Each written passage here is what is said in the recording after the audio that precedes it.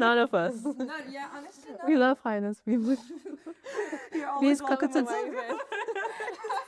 We love you all. Hi guys, how are you? Good, and you? Good. Welcome to Surreal. Thank you for having us. Thank you so much for inviting me into this cool space, guys. This is insane. Can you believe she drew this? She drew this. Yeah, yeah. Very talented artist here. Indeed. I'm shy. Can you tell us a bit about yourself? So I'm Lina. I'm 27. I'm from Morocco. Been living in London for like 7 years, if you like combine all of them. And I work in social media, content creation, etc., for like launching brands or brands who are expanding markets, etc. And yeah, what about you? Camelia, well, it's a pleasure to welcome you here. It's a very special place, and I think it's the first time I have like outsiders in. Really? I'm honored. Really? She's never been here. Wow. We live together, but she's never How been long here. have you had this space for? Since September.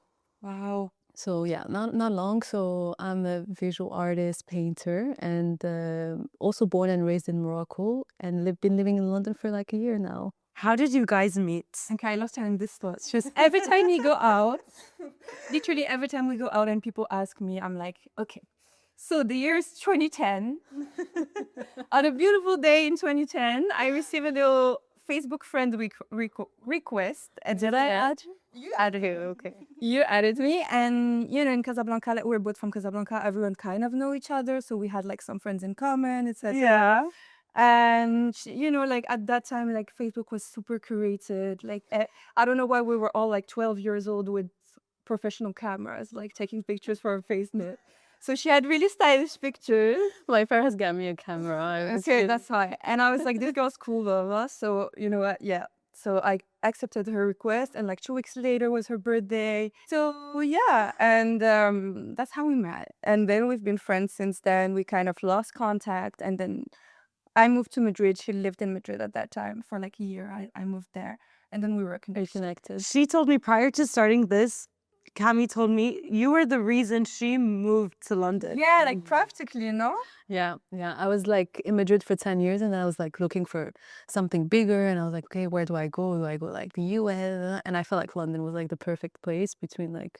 And it's close to home. It's close. Somewhat. Closer. Yeah. Closer. Yeah, absolutely. Yeah, you regret it? You don't regret it. So I'm stuck with her for 2 years now. We have a lease. There's no way back. So you're into social media and you're into arts. How did you both come up with the idea of Softnoise? What is Softnoise? Let's start there. So Softnoise is a series of events and a new framework for gathering. So I've been living in London for a few years. She just joined last year. And we both saw this kind of repetitive framework in the way like people are going out and socializing, etc. And it's, you know, quite superficial, but not superficial. I mean, it's like this. I honestly think a lot of it is superficial here. Yeah, you know what I mean? And it's complicated to really like make real connection beyond like going out and like talking to people and like, you know, surface level. Yeah. So yeah, she's a painter, and I did some activations for my work. Like I do social media, as I said. So I had to like create some events, etc., for some brands. And that's how we come up with the idea. And you did a couple events in Yeah, I did some events. So outside of like my painting, I love to host like art events and art workshops. And we thought the two words would come up very good together. And we went to a lot of events here. It was always like there was no space to create connections. It's always centered around nightlife here. Exactly. I don't know if you guys agree. Yeah, like very transactional. It's very transactional. I lived here for 3 years, and I think at the end I realized like I have a few actual, like, you know, proper relationships. Yeah, exactly. Yeah. Exactly. And that's why we created Softnoise, to kind of have a gathering around meaningful connection. So it's not just an art workshop, but you always have an opportunity to like meet people. And a lot of people that come to our events come to like multiple events, so they create friendships throughout the events. So that's what we felt lacked in London, and we're like, why don't we just make it work? Yeah. And the name? The name, oh my God, the name, like we thought about the name for like 4 weeks. Like we were coming up with like random ass names. And how did I think you found Softnoise. Yeah, why I not? was like, okay, I think we have the name. We thought like about really goofy names. I don't even dare to say them. But I think Softnoise is a nice way to like in a very noisy, busy city like London. And how do you create like a space that's like soft and like you can create like meaningful relationships and just like taking a break from the noise. And that's why Softnoise came up. How's it going so far? Honestly, Oh. great. Like the first event was really cool to put together. It was a challenge, honestly, because we never did like a dinner for 25 people Where did you host it? in an art gallery in Mayfair. Oh, There was no kitchen in the art gallery. The chef wanted to kill us. It was really hard. Yeah, 'Cause there was but nothing basically. there was nothing. It was just like an art space, the art gallery, and it was just like coming up. why an art gallery? Why not? So we wanted to host in like Yeah, quite peculiar places, like places that you wouldn't necessarily have a dinner at. And we wanted it to be like a different experience and an immersive experience and have like live music, live painting. And we thought the gallery would be a perfect space. And all our events has been sold out like weeks before. So it's Wow. really cool. So it's Yeah. been really cool. But yeah, very challenging. The first dinner, like we woke up at 3:30 a.m. We went to the flowers market. Like we did everything from scratch. And some things that we never did before. Like, even when I work with brands, we usually like, brands have a big budget, so we like delegate to like other services, etc., like suppliers, etc. This time we did everything. We went, got the tables, the chairs, the flowers, the everything. Everything you can think of, waiters, Yeah. chefs. At like 6 a.m. We looked at each other and we were like, why? But actually, after the evening, we understood why. Like, It was worth that. yeah, You see, I was looking at like your roster of events, and they're quite different, each one from another. What Yeah. inspires them? We have like through a framework of gathering that's around 3 main areas. And the idea of Softnoise is that it's just not partying, not just wellness, not just art, because we like try to match the multifaceted identity of the individual. I'm sure you love to like go out, but you also love to do Pilates. That's so true. I feel like sometimes people forget that one person can do more than one thing. Exactly. You know? yeah. And we wanted like to kind of break that barrier of like we can be whoever you want to be. And so the 3 frameworks is like creative expression, so anything around art, but also like creative. Like now we're hosting like a flower workshop. I love that. Ikebana. Well, it's a shame you're not going to be Yeah, here. unfortunately. But you can fly back if you want to fly back too. We would love to host you. And then the other one is wellness and everything around like the body, so like yoga, movements. And the last one is like social gatherings, so like events, dinners, drinks. So, and then sometimes it's like a combination of everything. And we try usually to host it in like a word that combines at least 2. Yeah. That's so interesting. So either like creative expression and dinner, drink, social, or like social and wellness. So for example, the last yoga, we did a morning flow, like a yoga. Yeah. Evening, and then we did a little social brunch moment. We don't want people to just come do the yoga and leave. You know that. No, otherwise they can just. There's a connection made there. Exactly. So basically, that's why they were like an hour and a half of like just socializing and little brunch buffet, etc., for everyone to really connect and stuff. Yeah. So yeah. See, in a past interview you guys did, you described the mainstream nightlife in London as a feeling of hollow. Is there like a specific moment that like made you realize something like Softnoise needed to exist? I mean, it feels like nightlife in general is hollow, and when you do a workshop or something like that, you're not really there to socialize. You're there to like, you learn how to do the thing or do your yoga class or Pilates class, and then you go home and that's it. So there's not really some connection that's being created there. And so that's what we thought about that, right? It's like, Yeah, I think it was not a specific moment, but more like a pattern. Yeah. And that's why we thought like, okay, this is like a systemic problem that we think we have. How do you ensure like people socialize at your events? We try to always, in the framework, when we think about the experience, we try to include elements that we make sure people connect. So like she mentioned, the brunch after the yoga was like everyone was talking and like having like a sort of food moment. Or in the dinners, you're obviously seated to next person, so you might speak to like 2 or 3 people max. So we have like little interaction moments or like little connection moments where you like we swap the chairs or we ask people questions. we ask them to like write a question, and then we like kind of enforce that connection, but in a way that's like natural and not like awkward or odd for people. But yeah, it's really important to have that. For like right now in the flower workshop, we have the flower workshop itself, but then we ensure like 2 hours where people just like have wine and connect. So always some kind of social moment after a workshop or something. See, your events are invite only. And in London, the like private member scene is quite common. But what do you look for in a social circle?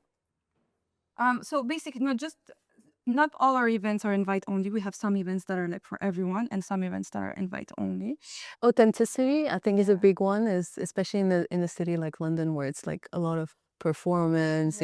People are really performative. It's like we always like to try to host people that are authentic and like just comfortable being who they are, but also diversity. So like trying to get like gender diversity, age diversity. Like last time we had people that are like 22 to like 45 sitting at the same table. Older than 45, like I don't know, but she knows better about the members. But yeah, like all like just like different, but also like in backgrounds we like try to sit like the finance bro next to the costume designer. Like when in your lives as a finance bro will you meet like? Are you trying to traumatize the finance guy?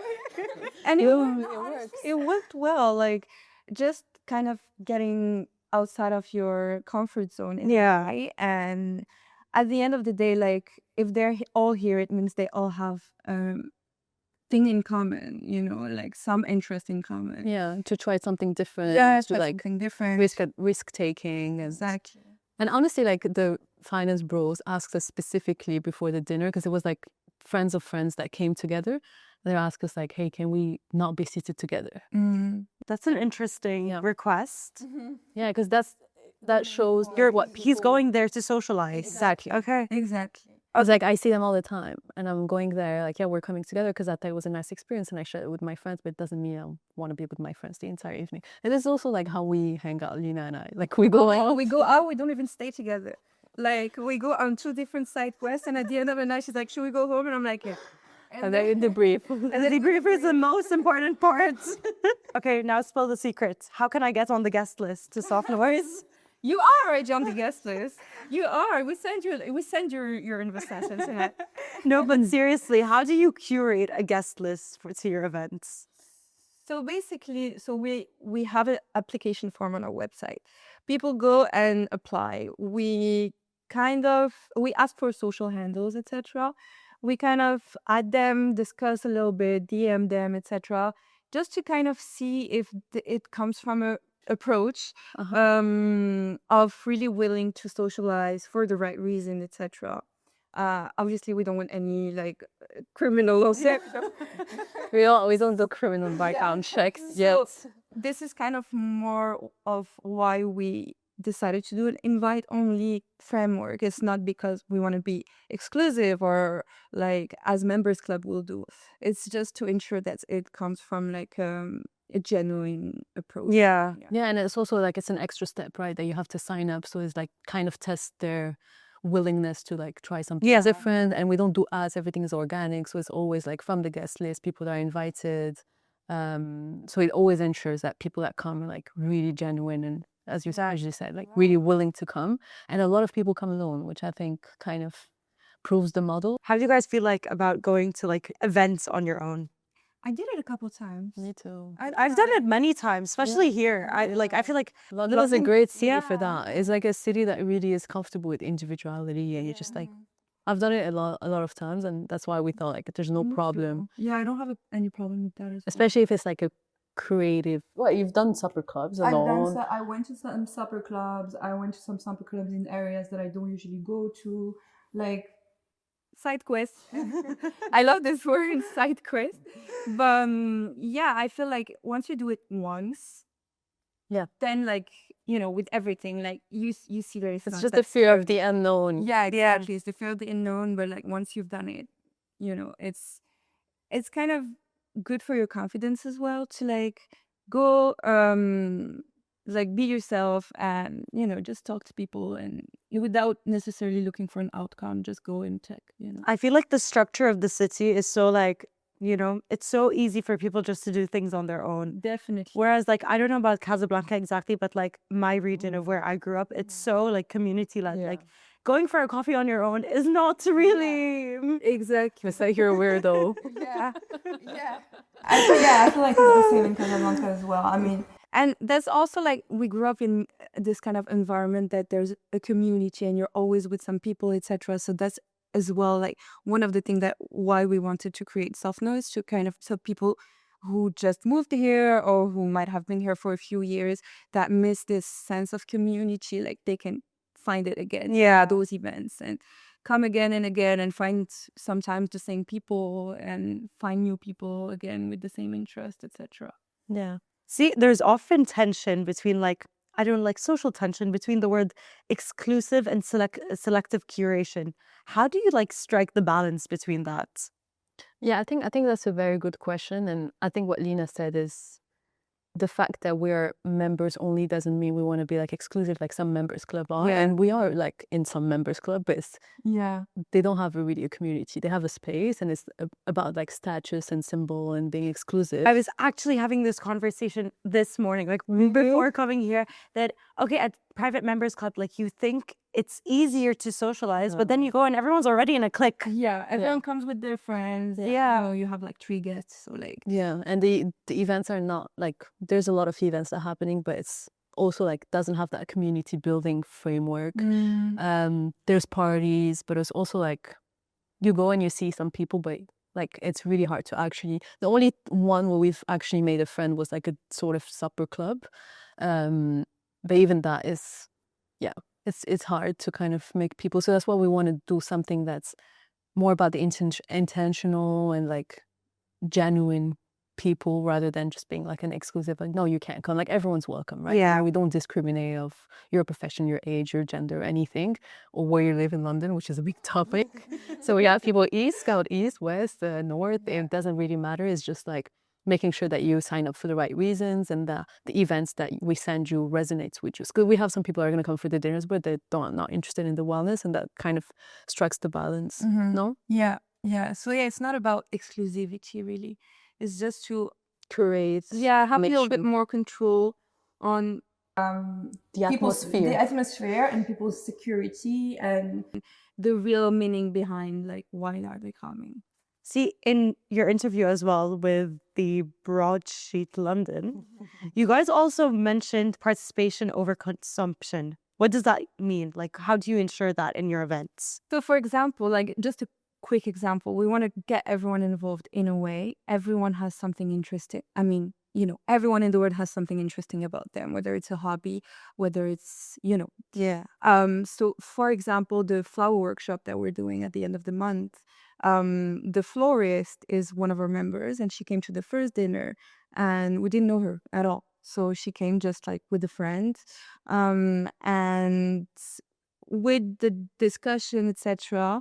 I mean, you had a discussion with her and came to the conclusion, oh, we can do something together. You can be involved in it. You can do the flower workshop, Wow. So that's one of the kind of aspect of Yeah. participation over just being an audience and coming to see something and going home, Yeah. and you get the chance to really do like share your passion with others, do something around it, etc. Yeah. And we have like another guy who was like a yoga professor and he came to the first dinner and he was like, oh, I would love to host a yoga workshop. And it's always like, we obviously have our program set up for the year of like what we want to host, but we're also like kind of in a flowing state of like, oh, well, if we meet this girl and she's like an amazing Japanese ikebana flower arrangement artist and she wants to host something with us, why not? And it's like always, how do we make the community into something like co-creation and like building together? But also like if regardless of that, we try to design the events in a way that when you come, you're not just going to be sitting on a chair. So it's like either you're going to be part of the live painting, so already by itself you're just not sitting there, but you're like, oh, I'm part of an artwork and like I'm part of the atmosphere of the night. Or we have like little games that like kind of show that you're not just a spectator. Yeah. But you're actually part of the show and you're just not consuming food, but you're building something to the night. And yeah, honestly, like everyone's been so great. Everyone's been like super genuine, super cool. bringing a really nice vibe to the events, and it was nice. Yeah, very happy with the people who came, and we felt like, everyone kind of understand really the meaning of Yeah. what noise is and comes for the right reason. So the good thing about like curating a little bit more like who comes or Yeah, the curation part. Yeah. See, you guys launched in London. You're not the only events company, not company that are you get what I mean. yeah. Concept. Did you have any imposter syndrome when you first launched? No, not really. No? Was the You guys opposite. knew this was gonna work. You were like, this is gonna be a hit. You have to understand our personalities. So I feel like was the opposite. no optimism. No, I'm the biggest delusional person to ask Nicole, ask anyone. And that's how you should be, honestly, because if you're not like that, you're just going to look at the obstacle first. You're going to be like, oh, but so many people done it before. Like, why am I going to be different? Oh, okay, with everything that you're going to do in your life, if you start comparing yourself to others, you're never going to do anything. So yeah, I feel like with our delusion, there's definitely this good side of just taking action and then thinking after, which is why we woke up at 3 a.m. Yeah, I feel like when you are in the rush of the execution, you don't really have time to ask yourself oh, but are they gonna think we're not skilled enough? We're no. If we sold that, it means people understand the vision and they want to come. And now we have to execute and make sure that the event is as successful as we want it to be. And then, yeah, maybe if we were hosting one event every 6 months, we could have time to think about those things. But we're so much in the rush of the things that it's just but as she said, personality-wise, I think we're big delulu. Given just think everything's meant to be, everything's gonna be fine. People are, no. Yeah. Do you feel like Softnoise is specifically built for London, or do you see its potential in another city? I feel like any big city could work. It's not just tailored for London, but this kind of big city loneliness issue that we're trying to fix. You can find it anywhere. You can find it in New York, you can find it in Paris, etc. So any city that really has this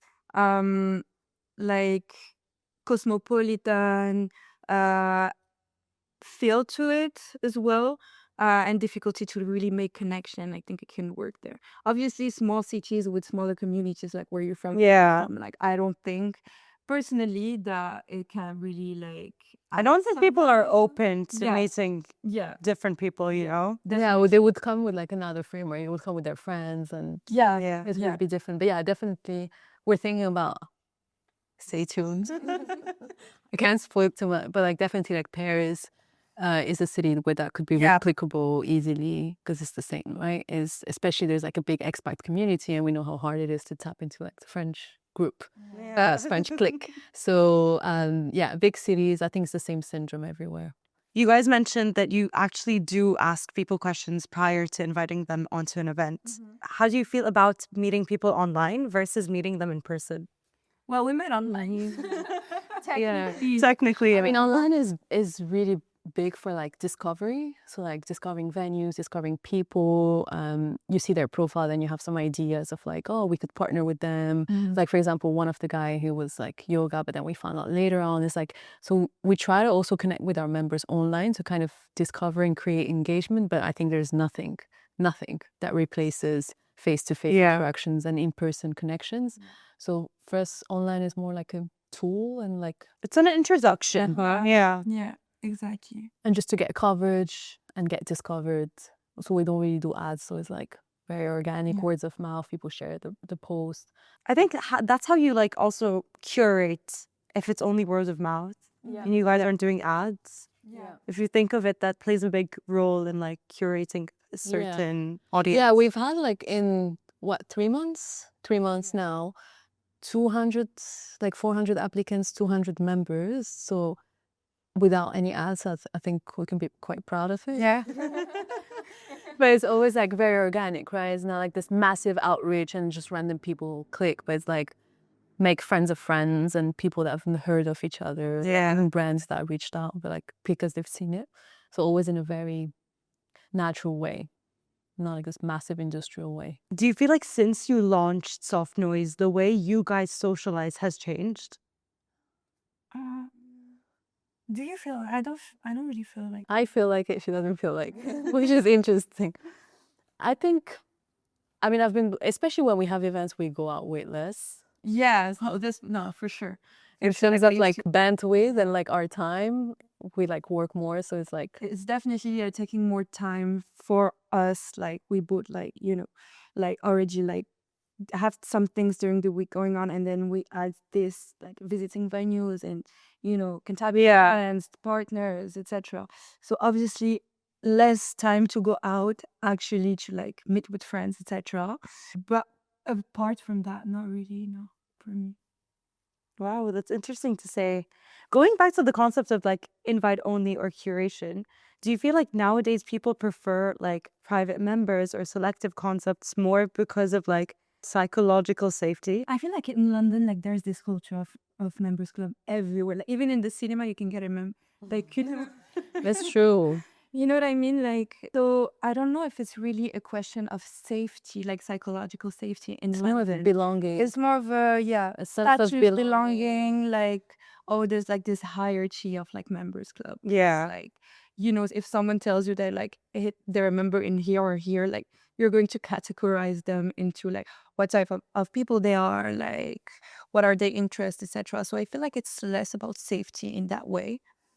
Personally, I will feel maybe safer in a members club. I feel like No, it's I more definitely agree with regulated. you. Yeah. Like, I don't know, it just makes me like feel like if I socialize with someone here, probably gonna like them more. Yeah, yeah, Which is not right. I would say it's not the right type of thinking, but I think it's like, it's automatic. yeah, But also, yeah, it depends because like you have different members club for different things. So like, I feel like if you go to a place that aligns with your values, like I don't know, for example, House of Cocoa is more like a creative, artsy vibe, and like I don't know, 5H is more finance, bro. So maybe I would connect less with someone in 5H Yeah. and more in someone. So it's like, Cocoa. yeah, where do you go and like how do you make sure that again the list is like aligned with my type of people? Yeah. But yeah, that makes sense. yeah.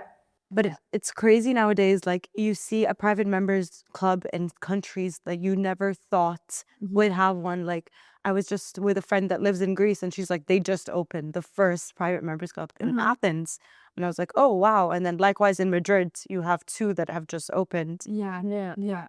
Yeah, I feel like it's getting more popular and popular, but is it for the right reason? Like, is it for the safety? Is it for Also a lot of hype, right? Yeah, it's a trend. It's a trend, yeah. I think it's like a trend. But also I feel like in some cities like London, it's necessary because it's like such a big city, so many multi-diverse crowds and yeah.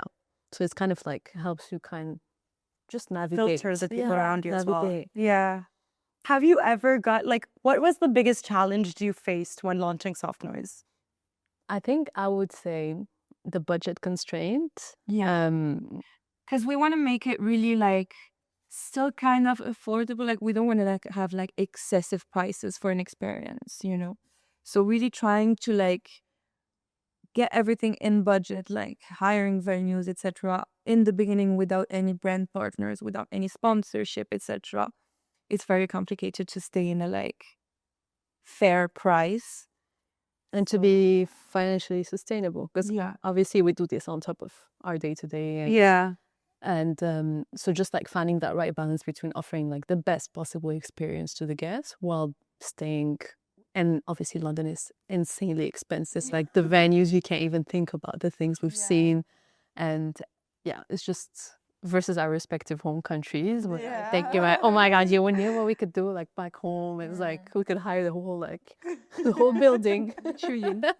The whole building. And it's just like, but it also forced us in a way to be kind of very creative and like find ways to like, which is the fun part, is hustling, right? Just hustling. the fun part is like finding the perfect venue for the perfect price, and like She became a bartender. really I became a bartender on the first, because literally we were like the budget was like we couldn't like buy something more, like it was like and we're like mid cocktails, like we need a bartender, we need to hire a bartender, but we already had like waiters and stuff anyway. So I improvised and I became. Do you know how to bartender? No. I found some. I mean, I used to like do cocktails with my friends, like like casual. So I was like, I know one good like one good tequila-based cocktail, I'm gonna do this one. And the people loved it. Loved it. Really? People are like, oh, well, I feel like this is a smoothie. Like, Yeah, it it just was feels so healthy. Yeah. It was like a basil lime tequila kind of situation. So maybe I found myself a new hobby. Maybe I'm gonna become a bartender. It unlocked the inner bartender in you. Exactly, literally. That's crazy. And you were behind the bar the whole night mixing. No, there was a waiter. She just like prepared. I prepared Okay, it fair. and like, no, the whole night, honestly, I think people didn't even saw me. Like, What do you guys do during your events? so she was doing the live painting. Okay. And I was running like there were like 2 floors up, so I was like going up down, giving instruction, trying to see like that everything's going well. Which is the behind the scenes as well. But No one understands the behind the scenes. Can you give us a bit of insights on the behind the scenes? Oh my God. I feel like you guys have such crazy stories. it depends on the event, obviously. Like a yoga is going to be less complicated to organize than Yeah. dinner in an art gallery. With no kitchen. When you're okay. Yeah, so obviously it's different to organize than a yoga where there's less Chaos, logistics yeah. behind it. But we did that the first time. It was fun. I don't know if we learned from our mistakes. I don't know if we'll redo the same. Never in a place that doesn't have a kitchen. Yeah. That's for sure. But it's like also it's try and error. Like obviously you want to do something cool and different, but you have to like Think about understand the all logistics. Because then like bringing everything down, no elevator, like tables, chairs, see- culturally glasses, everything. The fact that you were running around and your guests probably didn't notice, that's a good sign. We were like, oh no, like we didn't hang out with the guests. The guests didn't care about us. It was their moment. It was a really good time because it shows that they were having a really good time and they just didn't mind everything that was all the noise around it, and they were just like socializing and left together to like They left together. Like some of them went to another party together. They just met at the dinner. Wow. Like some went to other clubs, some went to like private parties. So that's the spirit that we're trying to have through Softnoise as well. Like you went to a dinner and you made new friends.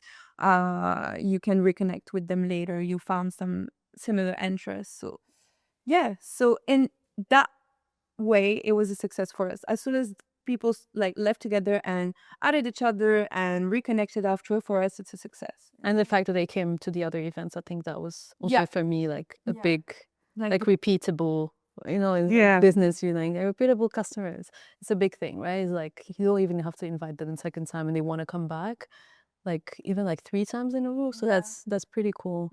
Yeah, that's amazing. Yeah. What's one advice you'd give someone that wants to like go through a similar path of creating like, a curated guest list of people and like these, not selective.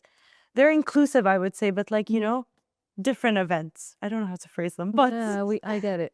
I think first is be true to your values, because like it's very easy to get lost into like what's the vision that you have. Are you a wellness event? Are you like a supper club? What are you?